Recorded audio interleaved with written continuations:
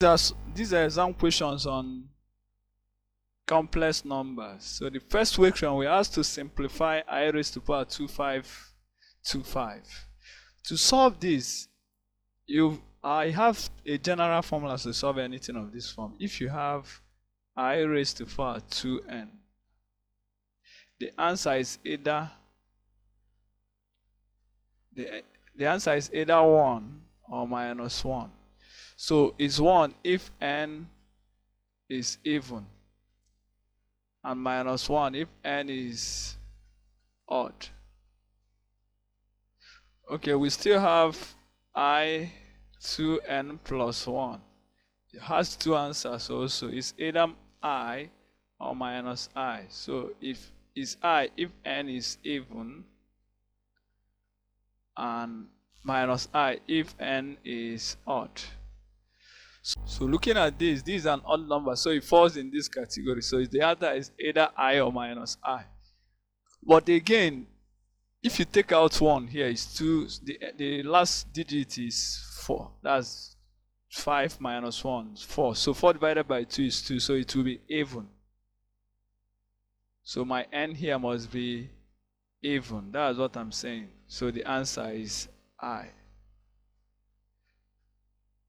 Or you might decide to solve direct. We can split that as 2, 5. But I've given you a general formula.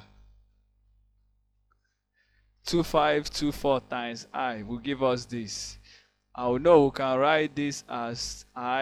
We can write this as I 2. This 1, 2, 6, 2 times I. So this is minus 1, and minus 1 raised to an even number is positive. So the answer is I. So that's how I derive this formula. So you don't need to waste your time. I raised to power 2n. 1 is either 1, that's if it's an even number.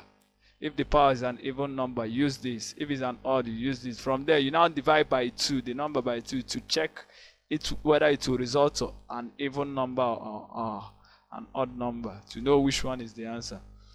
So the second question, if z equals cos theta plus I sin theta, then remember this means imaginary part of z squared.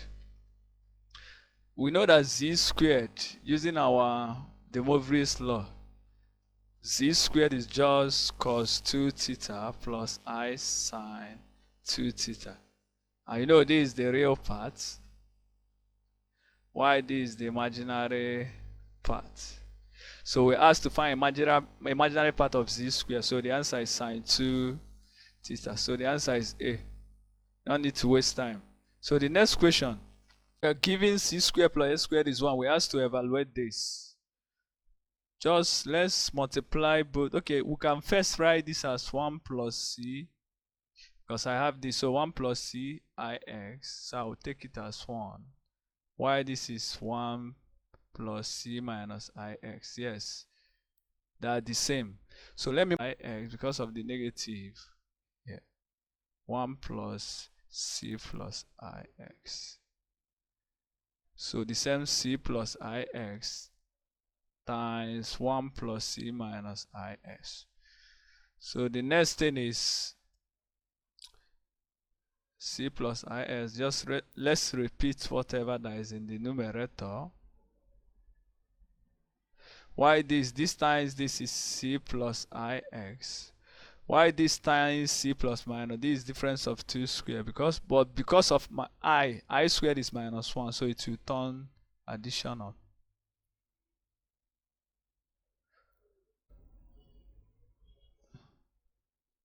But they told us that c squared plus s squared is 1.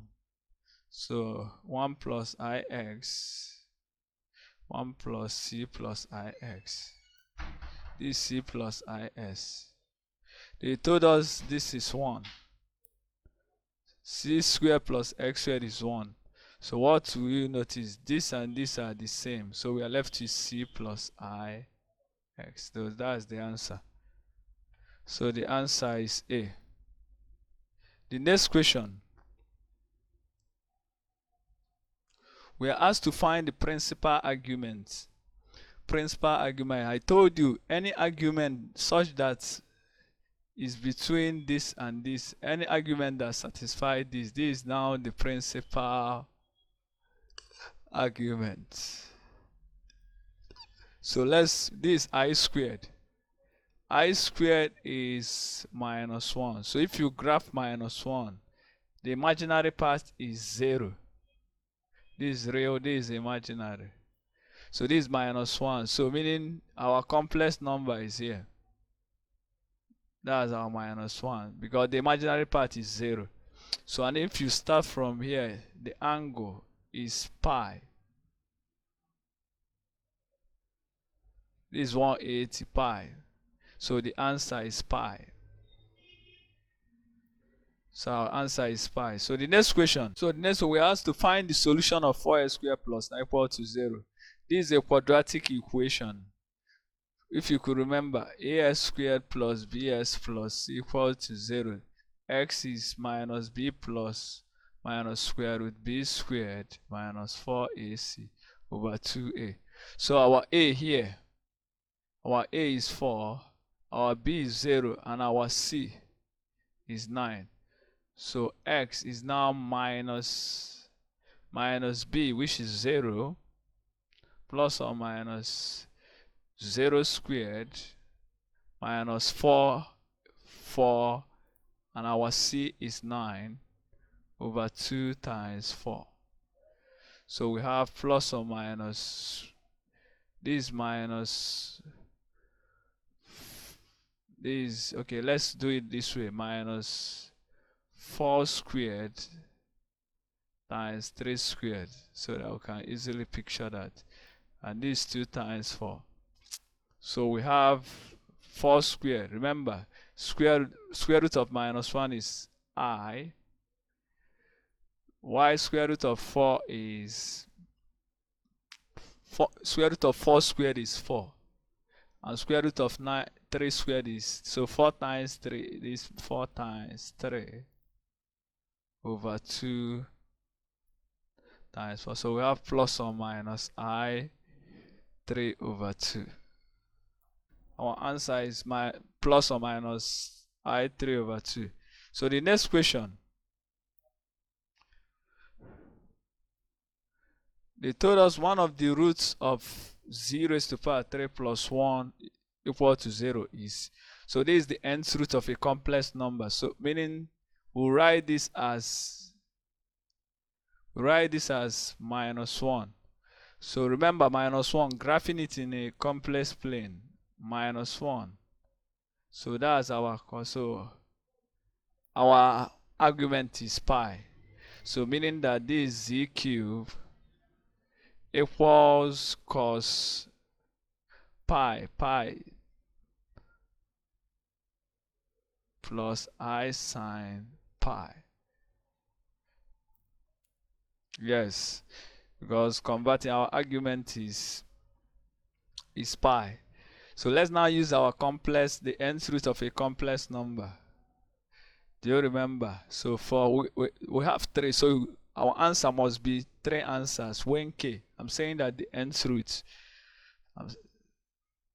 So we have cos pi plus I pi raised to power 1 over 3.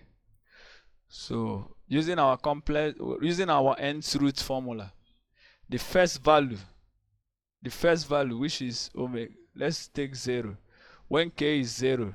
So we have our argument is cos pi plus 2 pi 0 over 3 plus I sine pi plus 2 pi 0 over 3. So that's the first value. So this should be cos pi over 3 plus I sine pi over 3. Let's check the option. None. So let's check the second one when k is 1. So we have cos pi plus 2 pi times 1, which is 2 pi over 3 plus I sine pi plus 2 pi over 3. So we have cos, this is 3 pi, that's 3 pi over 3, which is pi, plus I sine pi.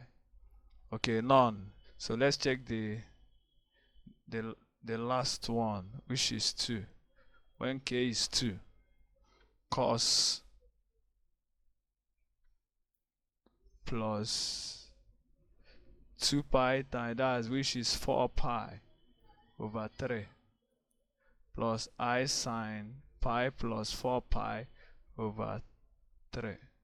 So we have cos 5 pi over 3 plus I 5 pi over 3. So let's check which one.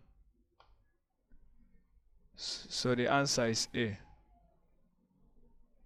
So remember, whenever you ask to find the end, you have to check which one, because if it's 3, if it's third root of it, you must have 3 answers. If it's fourth root, 4 answers. So the next question,